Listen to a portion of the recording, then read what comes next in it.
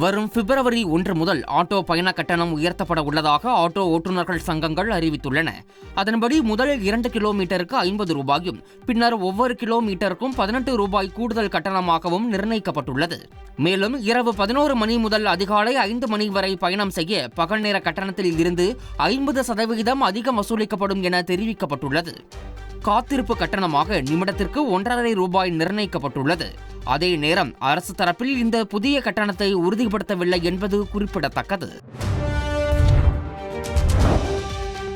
தமிழகத்தில் மினி பேருந்து கட்டணத்தை மாற்றி அமைத்து தமிழக அரசு உத்தரவிட்டுள்ளது. புதிய விரிவான மினி பேருந்து திட்டம் வரும் மே 1ஆம் தேதி முதல் நடைமுறைக்கு வரும் என்றும் தமிழ்நாடு அரசு அறிவித்துள்ளது. மினி பேருந்து கட்டணமும் மாற்றியமைக்கப்பட்டுள்ளது. அதன்படி முதல் 4 கிலோமீட்டர் வரை 4 ரூபாயும், 6 முதல் 8 கிலோமீட்டர் வரை 6 ரூபாயும், 10 முதல் 12 கிலோமீட்டர் வரை 8 ரூபாயும், 18 முதல் 20 கிலோமீட்டர் வரை 10 ரூபாயும் கட்டணமாக நிர்ணயிக்கப்பட்டுள்ளது. இந்த கட்டண மாற்றமும் மே 1ஆம் தேதி முதல் நடைமுறைக்கு வரும் என்றும் அறிவிக்கப்பட்டுள்ளது. பெண்களுக்கு எதிரான குற்றங்களில் ஈடுபடுவோருக்கு கடுமையான தண்டனை வழங்கும் சட்டம் அமலுக்கு வந்துள்ளது. இது தொடர்பான சட்ட திருத்த மசோதாவிற்கு ஆளுநர் ஒப்புதல் அளித்த நிலையில் இந்த சட்டம் கடந்த 25ஆம் தேதி முதல் நடைமுறைக்கு வந்ததாக தமிழக அரசு அறிவித்துள்ளது. அதன்படி பெண்களுக்கு டிஜிட்டல் முறையில் தொந்தரவு கொடுத்தால் முதல் தண்டனையாக 5 ஆண்டுகள் சிறை தண்டனையும் 1 லட்சம் ரூபாய் அபராதமும் விதிக்கப்படும் என்று தெரிவிக்கப்பட்டுள்ளது. தொடர்ச்சியாக 2வது தண்டனையாக 10 ஆண்டு சிறை தண்டனையும் 10 லட்சம் ரூபாய் அபராதமும் விதிக்கப்படும் என்றும் தெரிவிக்கப்பட்டுள்ளது. பிப்ரவரி 7ஆம் தேதி நெல்லைக்கு செல்லும் முதலமைச்சர் ஸ்டாலின் அங்கு மாஞ்சோலை தேயிலை தோட்ட தொழிலாளர்களை சந்திக்க இருப்பதாக அறிவிக்கப்பட்டுள்ளது. இந்த சந்திப்பின் போது அவர்களது கோரிக்கைகளை முதல்வர் கேட்டறிய இருப்பதாக தகவல் வெளியாகியுள்ளது. மூடப்பட்ட தேயிலை தோட்டத்தை தமிழக அரசே எடுத்து நடத்த வேண்டும் என ஏற்கனவே அவர்கள் கோரிக்கை வைத்திருந்த நிலையில் இந்த சந்திப்பு நடைபெறவுள்ளது. முதல்வரின் நெல்லை பயணத்தில் அவர் மீனவர்களையும் சந்தித்து பேச உள்ளதாக தெரிவிக்கப்பட்டுள்ளது. டங்ஸ்டன் திட்டம் ரத்தானதையொட்டி எதிர்க்கட்சித் தலைவர் எடப்பாடி பழனிசாமியை மேலூர் பகுதி விவசாயிகள் நேரில் சந்தித்து நன்றி தெரிவித்தனர். பசுமை வழிச்சாலையில் உள்ள இல்லத்தில் திருப்பரங்குன்றம் எம்எல்ஏ ராஜன் செல்லப்பா தலைமையில் விவசாயிகள், கிராம தலைவர்கள் உள்ளிட்டோர் அதிமுக பொதுச் செயலாளர் எடப்பாடி பழனிசாமியை நேரில் சந்தித்தனர். அப்போது சட்டமன்றத்தில் தங்களுக்காக குரல் கொடுத்ததற்காக ஊரில் விளைந்த பழங்களை அவருக்கு வழங்கி விவசாயிகள் நன்றி தெரிவித்தனர். டங்ஸ்டன் விவகாரத்தில் விவசாயிகள் பொதுமக்கள் போராட்டம் நடத்தியதால் தான் வெற்றி கிடைத்துள்ளதாக எதிர்க்கட்சித் தலைவர் எடப்பாடி பழனிசாமி தெரிவித்துள்ளார். சென்னை கிரீன்வே சாலை இல்லத்தில் அரிட்டாப்பட்டி விவசாயிகளை சந்தித்து பேசிய எடப்பாடி பழனிசாமி, மக்கள் எதிர்ப்பு தெரிவித்ததால் தான் டங்ஸ்டன் சுரங்கத்திற்கு எதிராக சட்டப்பேரவையில் அரசு தனி தீர்மானம் கொண்டு வந்ததாக தெரிவித்தார். டங்ஸ்டன் திட்டத்திற்கு டெண்டர் விட்டதும் தமிழக அரசு ஏன் எதிர்க்கவில்லை எனவும் கேள்வி எழுப்பினார். மாநில கல்வி உரிமையை பறிக்கும் யுஜிசி வரைவறிக்கையை திரும்பப் பெற வலியுறுத்தி மின்னஞ்சல் அனுப்ப மாணவர்கள் மற்றும் பொதுமக்களுக்கு உயர்கல்வித்துறை அமைச்சர் கோவி செழியன் வேண்டுகோள் விடுத்துள்ளார். சென்னை அண்ணா அறிவாலயத்தில் செய்தியாளர்களை சந்தித்த அமைச்சர் கோவி செழியன் இதற்கான மின்னஞ்சல் முகவரியை அறிவித்தார். பிப்ரவரி 5ஆம் தேதிக்குள் யுஜிசி வரைவறிக்கை குறித்து கருத்து தெரிவிக்கலாம் எனவும் அவர் கூறியுள்ளார். தமிழக வெற்றிக் கழகத்தின் 2ஆம் கட்ட மாவட்ட செயலாளர்கள் பட்டியல் இன்று வெளியிடப்பட உள்ளது. சென்னை, செங்கல்பட்டு, தருமபுரி மற்றும் சேலம் உள்ளிட்ட குறிப்பிட்ட சில மாவட்ட செயலாளர்களுக்கு அழைப்பு விடுக்கப்பட்டுள்ளது. இந்நிலையில் பனையூரில் உள்ள அலுவலகத்தில் தவிக தலைவர் விஜய் நேர்காணல் நடத்தி மாவட்ட செயலாளர்களை தேர்வு செய்ய உள்ளார். சென்னையில் உள்ள பள்ளி மாணவர்களுக்கான காலை உணவை அம்மா உணவகங்களில் தயாரிக்காமல் தனியாருக்கு ஒப்பந்தம் கோருவது ஏன் என பாஜக மாநில தலைவர் அண்ணாமலை கேள்வி எழுப்பியுள்ளார். ஏற்கனவே 2023இல் தனியாருக்கு ஒப்பந்தம் விட மாநகராட்சி முயன்றதாக குறிப்பிட்ட அண்ணாமலை 21 கோடி ரூபாயில் மேம்படுத்தப்பட்ட அம்மா உணவகங்களில் காலை உணவை தயாரிக்காமல் தனியாருக்கு ஒப்பந்தம் விட முயற்சிப்பது ஏன் என கேள்வி எழுப்பினார். மேலும் அம்மா உணவகங்களிலேயே உணவு தயாரிக்க வேண்டும் எனவும் தனியாருக்கு ஒப்பந்தம் வழங்க முயற்சிப்பதை சென்னை மாநகராட்சி கைவிட வேண்டும் எனவும் அண்ணாமலை வலியுறுத்தினார். பாஜக மற்றும் அதிமுகவின் வாக்குகளை குறிவைத்து ஈரோடு கிழக்கு தொகுதியில் பெரியாரை விமர்சித்து வருவதாக சீமானை விசிக தலைவர் திருமாவளவன் விமர்சித்துள்ளார். சென்னை புளியந்தோப்பில் நடைபெற்ற பழனி பாபாவின் 28வது ஆண்டு நினைவு நாள் பொதுக்கூட்டத்தில் பங்கேற்று அவர் பேசினார். பாஜக சனாதனத்தை விமர்சிக்காமல் திராவிட அரசியலை, பெரியார் அரசியலை விமர்சிப்பது ஆபத்தானது என்றார். பஞ்சாபில் தாக்குதலுக்குள்ளான தமிழக கபடி வீராங்கனைகளும் பயிற்சியாளர்களும் சென்னை வந்தடைந்தனர். சென்னை எழும்பூர் மேயர் ராதாகிருஷ்ணன் ஹாக்கி மைதானத்தில் செய்தியாளர்களை சந்தித்த வீராங்கனை ஜெயஸ்ரீ சம்பவத்தன்று என்ன நடந்தது என்பதை விவரித்தார். தர்பங்கா பல்கலைக்கழக அணியினர் தங்களை தாக்கியதாகவும் பின்பு தங்களது பயிற்சியாளரை தனி அறையில் வைத்து தாக்கி காவல் நிலையத்திற்கு அழைத்து சென்றதாகவும் தெரிவித்தார். எல்லை தாண்டி மீன் பிடித்ததாக இலங்கை கடற்படை துப்பாக்கிச்சூடு நடத்தி காரைக்கால் மீனவர்கள் 13 பேரை கைது செய்த சம்பவத்திற்கு இந்தியா கடும் ஆட்சேபம் தெரிவித்துள்ளது. இந்த துப்பாக்கிச்சூட்டில் காயமடைந்த 2 பேர் யாழ்ப்பாணம் மருத்துவமனையில் சிகிச்சை பெற்று வருகின்றனர். இந்நிலையில் டெல்லியில் உள்ள இலங்கையின் பொறுப்பு தூதரக அதிகாரியை வெளியுறவு அமைச்சகத்திற்கு நேரில் வரவழைத்து இந்தியா தனது கடுமையான எதிர்ப்பை பதிவு செய்துள்ளது. இலங்கையில் உள்ள இந்திய தூதரகமும் இலங்கை வெளியுறவு அமைச்சரிடம் இந்த விவகாரத்தை எழுப்பியுள்ளது. காரைக்கால் மீனவர்கள் 13 பேருக்கு பிப்ரவரி 10ஆம் தேதி வரை சிறை காவல் விதித்து இலங்கை நீதிமன்றம் உத்தரவிட்டுள்ளது. காரைக்கால் மாவட்ட மீன்பிடி துறைமுகத்திலிருந்து மீன்பிடிக்க சென்ற 13 மீனவர்களை இலங்கை கடற்படையினர் துப்பாக்கிச்சூடு நடத்தி கைது செய்தது பெரும் பரபரப்பை ஏற்படுத்தியது. இந்த தாக்குதலில் 2 மீனவர்கள் காயமடைந்து மருத்துவமனையில் சிகிச்சை பெற்று வரும் நிலையில் கைது செய்யப்பட்ட 13 மீனவர்களையும் பிப்ரவரி 10ஆம் தேதி வரை யாழ்ப்பாணம் சிறையில் அடைக்க இலங்கை நீதிமன்றம் உத்தரவு பிறப்பித்துள்ளது.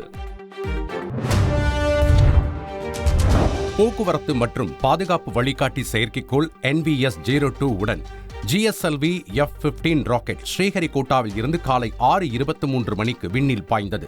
இது இஸ்ரோவின் 100வது ராக்கெட் திட்டம் என்பது குறிப்பிடத்தக்கது. 2250 கிலோ எடை கொண்ட NVS-02 செயற்கைக்கோளின் ஆயுட்காலம் 10 ஆண்டுகள் என தெரிவிக்கப்பட்டுள்ளது. இதில் அதிநவீன தொழில்நுட்ப கருவிகள் இடம்பெற்றுள்ள நிலையில் பிற செயற்கைக்கோளுடன் இணைந்து தரை, கடல், வான்வெளி போக்குவரத்தை கண்காணித்து துல்லிய தகவல்களை தெரிவிக்கும் என கூறப்பட்டுள்ளது.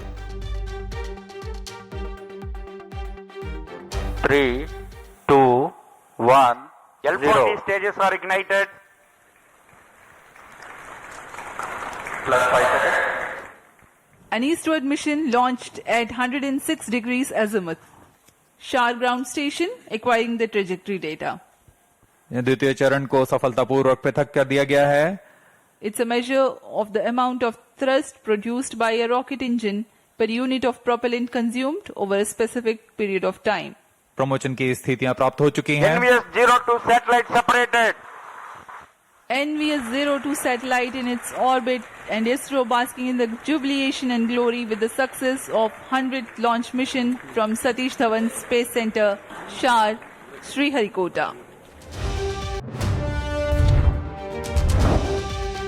GSLV F-15 ராக்கெட் திட்டம் வெற்றி பெற்றுள்ளதாக இஸ்ரோ தெரிவித்துள்ளது. இதுகுறித்து இஸ்ரோ வெளியிட்டுள்ள ட்வீட் பதிவில் GSLV F-15 ராக்கெட் NVS-02 செயற்கைக்கோள் திட்டம் வெற்றிகரமாக நிறைவேற்றப்பட்டதாக தெரிவிக்கப்பட்டுள்ளது. இதன் மூலம் விண்வெளியில் இந்தியா புதிய உச்சத்தை எட்டியுள்ளதாகவும் பெருமிதத்துடன் குறிப்பிட்டுள்ளது. தை அமாவாசையை முன்னிட்டு பிரயாக்ராஜுக்கான விமான கட்டணங்கள் விண்ணை முட்டும் அளவிற்கு உயர்ந்து வரும் நிலையில் உடனடியாக மத்திய அரசு இந்த விவகாரத்தில் தலையிட்டு விமான கட்டணங்களை குறைக்க வேண்டும் என ஆம் ஆத்மியைச் சேர்ந்த ராகவ் சத்தா வலியுறுத்தியுள்ளார். 5000 முதல் 6000 வரை இருந்த பிரயாக்ராஜுக்கான விமான கட்டணம் தற்போது 50000 முதல் 60000 வரை உயர்ந்திருப்பதை ஏற்றுக்கொள்ள முடியாது என்றும் கண்டனம் தெரிவித்துள்ளார். அடுத்த 15 நாட்களுக்கு அயோத்திக்கு வர வேண்டாம் என பக்தர்களுக்கு ராம ஜென்ம பூமி அறக்கட்டளை வேண்டுகோள் விடுத்துள்ளது. உத்தரப்பிரதேச மாநிலம் பிரயாக்ராஜில் நடைபெற்று வரும் மகா கும்ப மேளாவிற்கு வரும் பக்தர்கள் தொடர்ந்து அயோத்திக்கும் பாலராமனை தரிசிக்க வருவதால் அங்கு கட்டுக்கடங்காத கூட்டம் அலைமோதி வருகிறது. எனவே கூட்ட நெரிசலை கருத்தில் கொண்டு பக்தர்கள் தங்களது அயோத்தி பயணத்தை ஒத்திவைக்குமாறு ராம ஜென்ம பூமி அறக்கட்டளை கேட்டுக் கொண்டுள்ளது. 16 வயதிற்குட்பட்ட சிறுவர்கள் சினிமா பார்ப்பதற்கு கட்டுப்பாடுகள் விதித்து தெலங்கானா உயர்நீதிமன்றம் இடைக்கால உத்தரவு பிறப்பித்துள்ளது. சிறுவர்களின் உடல்நலம் தொடர்பாக மருத்துவர்கள், சமூக ஆர்வலர்கள் தாக்கல் செய்த மனுவை விசாரணைக்கு ஏற்ற நீதிபதி விஜயசன் ரெட்டி இந்த விவகாரத்தில் இடைக்கால உத்தரவு ஒன்றை பிறப்பித்துள்ளார். 16 வயதிற்குட்பட்ட சிறுவர் சிறுமியர் காலை 11 மணிக்கு முன்பும் இரவு 11 மணிக்கு பின்பும் திரையிடப்படும் சினிமா காட்சிகளை பார்க்க அனுமதிக்கக்கூடாது என அந்த உத்தரவில் தெரிவிக்கப்பட்டுள்ளது. தூய்மையான அரசியல் செய்வதாக உறுதியளித்து ஆட்சிக்கு வந்த ஆம் ஆத்மி தேசிய அமைப்பாளர் அரவிந்த் கெஜ்ரிவால் டெல்லியில் மிகப்பெரிய மதுபான ஊழல் செய்தார் என காங்கிரஸ் எம்பி ராகுல் காந்தி குற்றம் சாட்டியுள்ளார். டெல்லி சட்டப்பேரவை தேர்தலை முன்னிட்டு வினோத் நகரில் நடைபெற்ற பொதுக்கூட்டத்தில் அவர் கலந்து கொண்டு உரையாற்றினார். ஆட்சிக்கு வந்த புதிதில் சிறிய ரக காரில் வந்த கெஜ்ரிவால் தற்போது ஷீஸ் மகால் என்னும் கண்ணாடி மாளிகையில் வசித்து வருவதாக தெரிவித்தார். டெல்லியை மாற்ற வேண்டும் என்று சொன்ன கெஜ்ரிவால் மக்களுக்கு தேவைப்படும் நேரத்தில் காணவில்லை என்றும் ராகுல் காந்தி தெரிவித்தார். 2036ஆம் ஆண்டில் இந்தியாவில் ஒலிம்பிக் போட்டியை நடத்த அனைத்து முயற்சிகளையும் மேற்கொண்டு வருவதாக பிரதமர் மோடி கூறியுள்ளார். உத்தரகாண்ட் மாநிலம் டேராடூனில் தேசிய விளையாட்டுப் போட்டிகளை தொடங்கி வைத்து பேசிய அவர், ஒரு நாடு விளையாட்டுத் துறையில் முன்னேறும் போது அந்த நாட்டின் மீதான நம்பகத்தன்மையும் அதிகரிப்பதாக தெரிவித்தார். 2036ஆம் ஆண்டு ஒலிம்பிக் போட்டிகளை இந்தியாவில் நடத்துவதற்கு அனைத்து முயற்சிகளையும் மேற்கொண்டு வருவதாக தெரிவித்த அவர், அந்த நிகழ்வு இந்திய விளையாட்டுத் துறையை புதிய உச்சத்திற்கு கொண்டு செல்லும் என்றும் தெரிவித்தார். பிரதமர் மோடி பிப்ரவரி மாதம் வெள்ளை மாளிகையில் தன்னை சந்திக்க உள்ளதாக அமெரிக்க அதிபர் டிரம்ப் தெரிவித்துள்ளார். புளோரிடாவிலிருந்து ஆண்ட்ரூஸ் வந்த அமெரிக்க அதிபர் டிரம்ப் இந்த தகவலை உறுதிப்படுத்தியுள்ளார். இருவரும் தொலைபேசி மூலம் நீண்ட நேரம் உரையாடியதாகவும் இந்தியா அமெரிக்கா இடையே நல்ல உறவு இருப்பதாகவும் டிரம்ப் கூறினார். 2024 நவம்பர் மாதம் நடந்த அதிபர் தேர்தலில் டிரம்ப் வெற்றி பெற்றதும் அவருடன் பேசிய முதல் 3 உலக தலைவர்களில் பிரதமர் மோடியும் ஒருவர் என்பது குறிப்பிடத்தக்கது. தென்கொரியாவிலிருந்து ஹாங்காங்கை நோக்கி புறப்பட்ட ஏர்பூசன் A321 விமானத்தில் திடீர் தீ விபத்து ஏற்பட்டதால் அங்கு பெரும் பதற்றம் நிலவியது. பூசன் நகரில் உள்ள கிம்ஹே சர்வதேச விமான நிலையத்தில் புறப்பட தயாராகிக் கொண்டிருந்த போது விமானத்தின் வால்பகுதியில் திடீரென தீப்பிடித்துள்ளது. உடனடியாக விமானத்திலிருந்து 170 பயணிகள் மற்றும் ஊழியர்கள் பத்திரமாக வெளியேற்றப்பட்டதால் அதிர்ஷ்டவசமாக இந்த விபத்தில் உயிர் சேதம் எதுவும் ஏற்படவில்லை.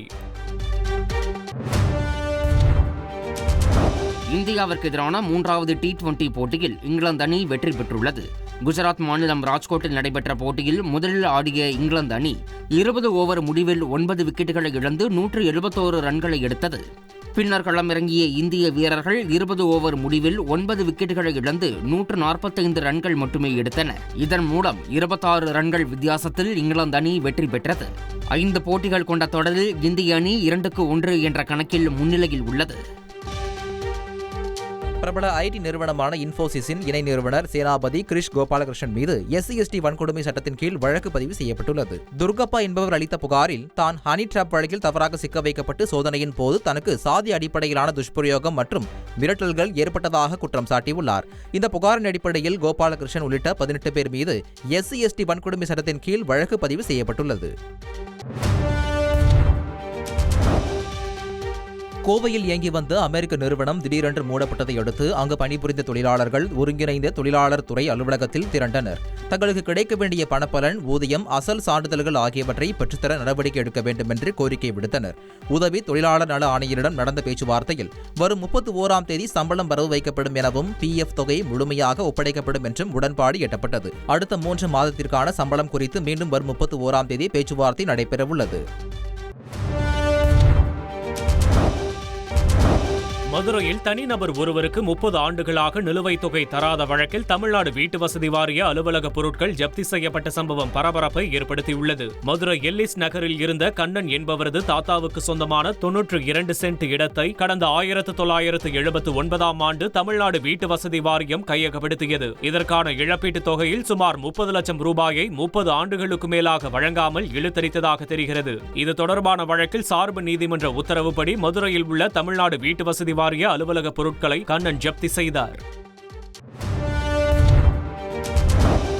மதுரை மீனாட்சியம்மன் கோவில் உண்டியல் காணிக்கையாக 1,18 லட்சம் ரூபாய்க்கு மேல் ரொக்கமாக கிடைத்துள்ளது. மாதந்தோறும் உண்டியல் காணிக்கை எண்ணப்படும் நிலையில் இந்த மாதம் மட்டும் இந்த தொகை உண்டியலில் கிடைத்திருப்பதாக கோவில் நிர்வாகம் அறிவித்துள்ளது. இதேபோல் 427 கிராம் தங்கம், 995 கிராம் வெள்ளி உள்ளிட்டவை காணிக்கையாக வந்துள்ளது. சிறுவாபுரி முருகன் திருக்கோயிலில் தை அமாவாசை என்பதால் பக்தர்கள் கூட்டம் அலைமோதியது. திருவள்ளூர் மாவட்டம் சிறுவாபுரியில் பிரசித்தி பெற்ற பாலசுப்பிரமணிய சுவாமி திருக்கோயிலுக்கு செவ்வாய்க்கிழமைகளில் பக்தர்கள் அதிக அளவில் வந்து செல்வது வழக்கம். இதனையொட்டி பல்வேறு பகுதிகளிலிருந்து ஏராளமான பக்தர்கள் நீண்ட வரிசையில் சுமார் 3 மணி நேரம் வரை காத்திருந்து சாமி தரிசனம் செய்தனர். தேனி மாவட்டத்தின் அடையாளமாக விளங்கும் வைகை அணை 67வது ஆண்டில் அடியெடுத்து வைக்கிறது. கடந்த 1955ஆம் ஆண்டு ஜூன் மாதம் 25ஆம் தேதி வைகை அணை கட்டுவதற்காக அப்போதைய முதல்வர் காமராஜர் அடிக்கல் நாட்டினார். 3 ஆண்டுகளில் அணை கட்டுமான பணிகள் முடிவுற்று 1959ஆம் ஆண்டு ஜனவரி 29ஆம் தேதி அணை பயன்பாட்டிற்கு திறக்கப்பட்டது. 71 அடி உயரம் கொண்ட வைகை அணையின் மூலம் தேனி, திண்டுக்கல், சிவகங்கை, ராமநாதபுரம், மதுரை என 6 மாவட்ட மக்கள் பயன்பெறுகிறார்கள். இன்றளவும் உறுதித்தன்மை குறையாத அளவிற்கு பராமரிக்கப்படும் சிறப்பு வாய்ந்த வைகை அணை 67வது ஆண்டில் அடியெடுத்து வைக்கிறது. புதுச்சேரியில் தனியார் தங்கும் விடுதியில் நூதன முறையில் LED டிவியை திருடியது தொடர்பான சிசிடிவி காட்சி சமூக வலைதளங்களில் அதிகம் பரவி வருகிறது. செங்குந்தர் வீதியில் உள்ள தனியார் தங்கும் விடுதியில் தினேஷ் என்பவர் அறை எடுத்து தங்கி திங்கட்கிழமை இரவு காலி செய்துள்ளார். அறையை ஊழியர் சுத்தம் செய்ய சென்றபோது அங்கிருந்த LED டிவி காணாமல் போனது தெரியவந்தது. சிசிடிவியை சோதனை செய்தபோது தினேஷ் என்பவர் டிவியை போர்வைக்குள் வைத்து திருடி சென்றது தெரியவந்தது. அவரை போலீசார் தேடி வருகின்றனர்.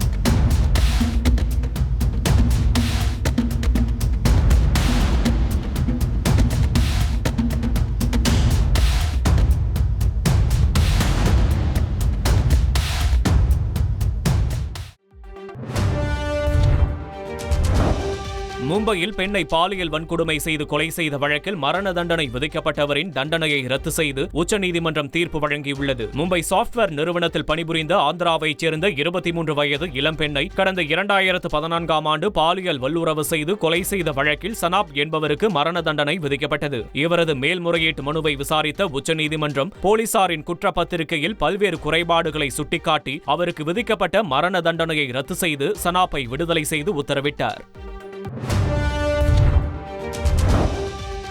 தனது வாழ்க்கையில் தாம் செய்த மிகப்பெரிய தவறு என்றால் அது தனது முன்னாள் மனைவி மெலிண்டாவிடம் விவாகரத்து பெற்றதுதான் என மைக்ரோசாப்ட் இணை நிறுவனர் பில்கேட்ஸ் தெரிவித்துள்ளார். இந்த தம்பதியர் தங்களது 27 ஆண்டு கால திருமண பந்தத்தை கடந்த 2021ஆம் ஆண்டு விவாகரத்து பெற்று முறித்தனர். விவாகரத்தான பிறகும் தனது பேர குழந்தைகளுக்காக குடும்ப நிகழ்ச்சியில் முன்னாள் மனைவியுடன் மகிழ்ச்சியுடன் கலந்து கொள்ள தவறுவதில்லை என்று பில்கேட்ஸ் தெரிவித்துள்ளார். தற்போது இந்த தம்பதியர் இருவரும் வெவ்வேறு நபர்களை காதலித்து வருவது குறிப்பிடத்தக்கது. ஹெர்மினியா புயல் காரணமாக மேற்கு பிரான்சின் பல பகுதிகளில் கடும் வெள்ளப்பெருக்கு ஏற்பட்டுள்ளது. பிரிட்டானி பகுதியில் மழை தொடர்பான சிவப்பு எச்சரிக்கை விடுக்கப்பட்டுள்ள நிலையில் பிரான்சின் ப்ரூஸ் கிராமம் வெள்ளத்தில் தத்தளிக்கும் கழுகுப்பார்வை காட்சிகள் வெளியாகியுள்ளன.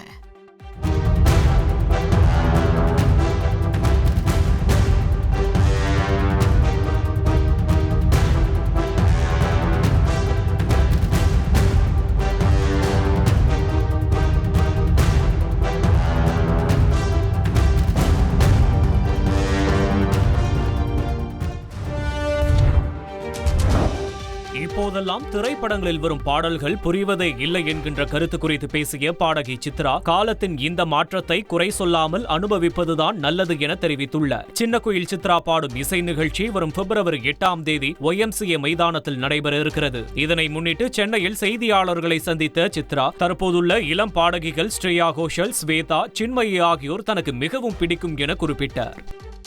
ஹஜ் பயணம் அழைத்து செல்வதாக கூறி 4,70,000 ரூபாய் மோசடி செய்ததாக டிராவல்ஸ் நிறுவனம் மீது சென்னை காவல் ஆணையர் அலுவலகத்தில் புகார் அளிக்கப்பட்டுள்ளது. வேலூரை சேர்ந்த முகமது ஜாகிர் அப்பாஸ் என்பவர் 13 பேர் ஹஜ் புனித யாத்திரை செல்வதற்காக புரசைவாக்கத்தில் உள்ள தனியார் டிராவல்ஸ் நிறுவனத்தில் பணம் செலுத்தியுள்ளார். கடந்த 24ஆம் தேதி புறப்பட வேண்டிய பயணம் ரத்தாகியுள்ளதாக தகவல் வந்த நிலையில் சென்னைக்கு வந்து அவர் பார்த்தபோது டிராவல்ஸ் நிறுவனம் மூடப்பட்டிருப்பதை பார்த்து அதிர்ச்சி அடைந்தார்.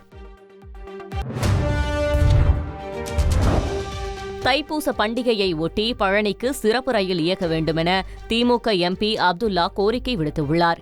இந்திய ரயில்வே வாரியத்தின் தலைவரை நேரில் சந்தித்து MP அப்துல்லா மனு ஒன்றை அளித்தார். அதில் தைப்பூச திருவிழா காலகட்டத்தில் பக்தர்களின் வசதிக்காக சென்னை, நாகர்கோவில் உட்பட தமிழகத்தின் பல்வேறு பகுதிகளில் இருந்து சிறப்பு ரயிலை இயக்க வேண்டுமென MP அப்துல்லா வலியுறுத்தியுள்ளார்.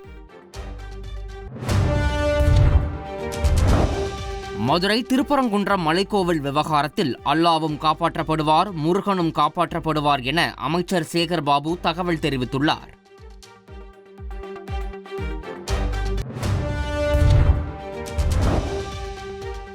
இதில் மதத்தால், இனத்தால், மொழியால் மக்களை பிளவுபடுத்த பார்க்கின்ற சக்திகள் எங்கெல்லாம் முளைத்து இருக்கின்றதோ அவையெல்லாம் அகற்றும் பணியில் தமிழக முதல்வர் உறுதியாக இருப்பார்கள். இனம், ஜாதி, மதங்கள் எல்லாருக்கும் அப்பாற்பட்டு எல்லோருக்கும் எல்லாம் என்ற அரசாக இந்த அரசு செயல்படும். ஆகவே முருகரும் காப்பாற்றப்படுவார், அதே போல் அல்லாவும் காப்பாற்றப்படுவார். இயேசுவும்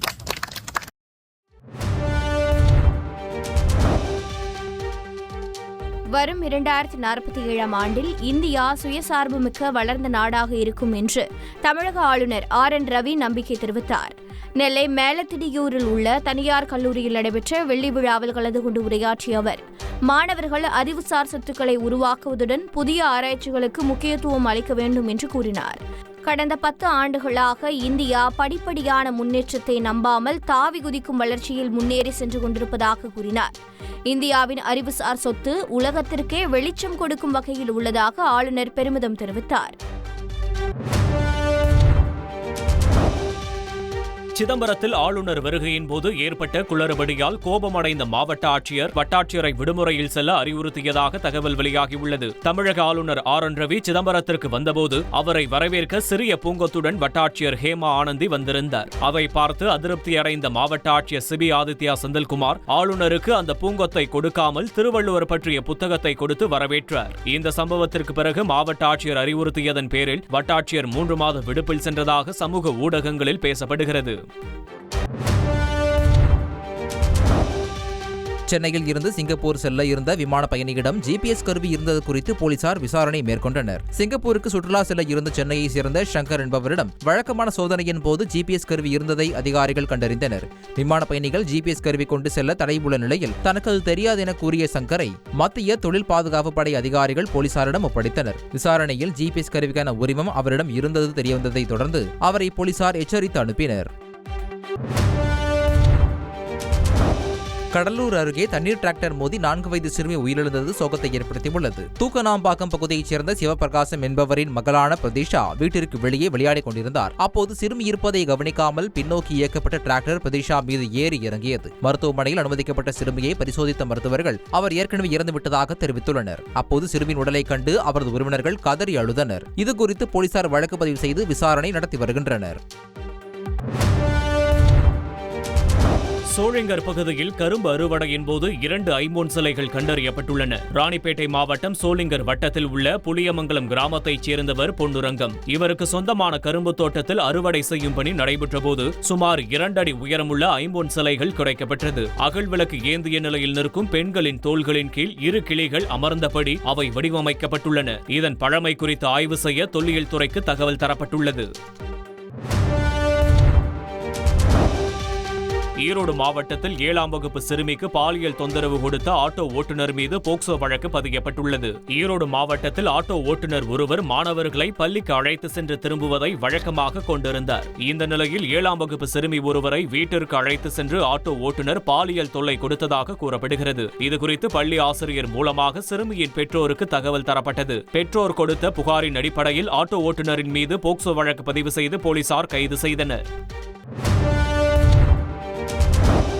நெல்லை மாவட்டம் வடக்கன்குளத்தில் ஆணி படுக்கையில் 5 மணி நேரம் அமர்ந்து இசைக்கருவிகள் இசைத்து கின்னஸ் சாதனை புத்தகத்தில் இடம்பெற மாணவிகள் பயிற்சி மேற்கொண்டனர். பல்வேறு கின்னஸ் உலக சாதனைகள் படைத்து வரும் இசையாசிரியர் அப்துல் ஹலீமின் மாணவிகள் தொடர்ந்து 5 மணி நேரம் ஆணி இருக்கையில் மாறி மாறி அமர்ந்தவாறு தவில், பறை, கடம் உள்ளிட்ட இசைக்கருவிகளை இசைத்தனர். இந்த முயற்சி விரைவில் கின்னஸ் சாதனை புத்தகத்தில் இடம்பெறும் என மாணவிகள் நம்பிக்கை தெரிவித்தனர்.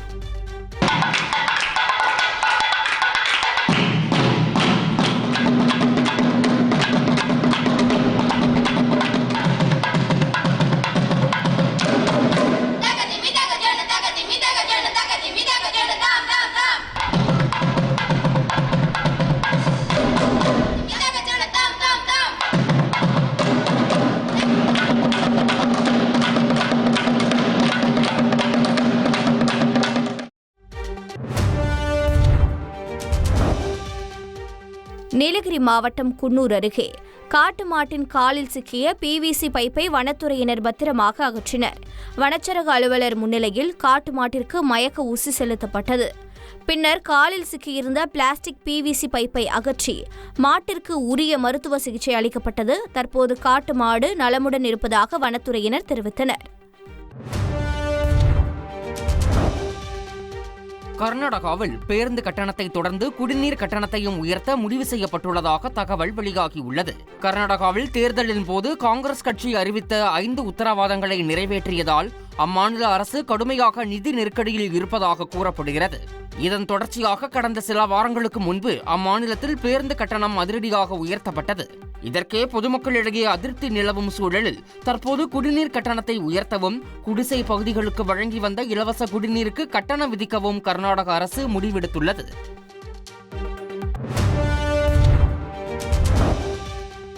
கேரள மாநிலம் எர்ணாகுளம் அருகே திடீரென இருசக்கர வாகனத்தில் சாலையின் குறுக்கே வந்த பெண்ணால் அடுத்தடுத்து 4 பேருந்துகள் ஒன்றின் பின் ஒன்றாக மோதி விபத்துக்குள்ளாகின. அந்த பெண் குறுக்கே வந்ததை கண்டு முதலில் வந்த இருசக்கர வாகனம் உடனடியாக நிறுத்தப்பட்டாலும் அடுத்தடுத்து வந்த வாகனங்கள் மோதிக்கொண்டன. இதில் அந்த பெண் மீதும் மற்றொரு இருசக்கர வாகனம் மீதும் பேருந்து மோதியது. 4 பேருந்துகள் மீதும் போலீசார் வழக்கு பதிவு செய்துள்ள நிலையில் இந்த விபத்தின் CCTV காட்சி வெளியாகியுள்ளது.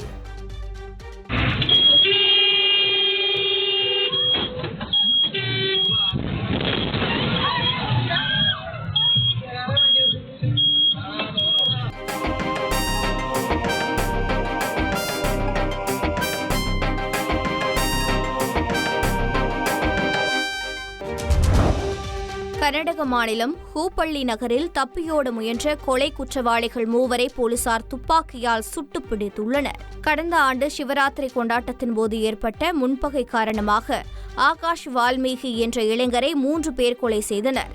புகாரின் பேரில் குற்றம் சாட்டப்பட்ட அபிஷேக், வினோத் மற்றும் எல்லப்பா ஆகியோரை போலீசார் கைது செய்ய முற்பட்ட போது அவர்கள் போலீசாரை தாக்கிவிட்டு தப்பியோட முயற்சித்துள்ளனர். அப்போது 3 காலில் சுட்டு பிடித்ததாக போலீசார் தெரிவித்தனர். சிலி நாட்டில் கட்டப்பட்டு வரும் உலகின் மிகப்பெரிய தொலைநோக்கியின் வீடியோ வெளியாகியுள்ளது. பூமிக்கு வெளியே உள்ள உயிர்களை கண்டறிவது மற்றும் நட்சத்திரங்களை ஆராய்வதை நோக்கமாக கொண்டுள்ள இந்த தொலைநோக்கி அட்டகாமா பாலைவனத்தில் உருவாக்கப்பட்டு வருகிறது. வரும் 2028ஆம் ஆண்டு முதல் இந்த தொலைநோக்கி செயல்பாட்டிற்கு வரும் என்று எதிர்பார்க்கப்படுகிறது.